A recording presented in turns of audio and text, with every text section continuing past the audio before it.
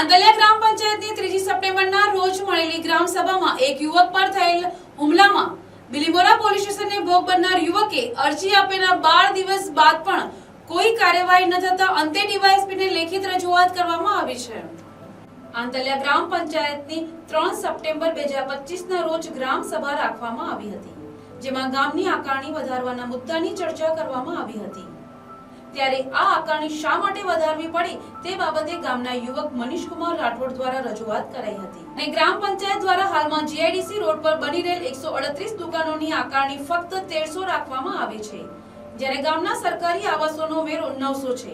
તો પછી આ દુકાનોનો વેરો ઓછો રાખવામાં આવ્યો છે એમ ગ્રામ સભામાં જણાવ્યું હતું, જેથી ગામ લોકોએ તલાટી પાસે ખુલાસો માંગતા તલાટી કોઈ પણ જવાબ આપ્યા વિના ગ્રામ સભા પૂરી થઈ હોવાનું જાહેર કરી ઉઠીને ચાલ્યા ગયા હતા।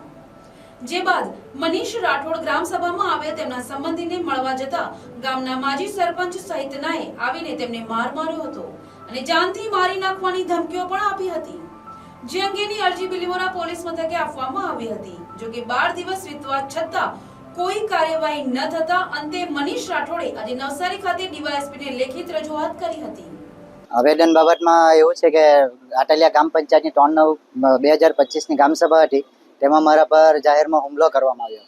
એમાં આકારણી બાબતે મુદ્દાની ચર્ચા ધ્યાનમાં લઈ ગામમાં અમારા સમાજના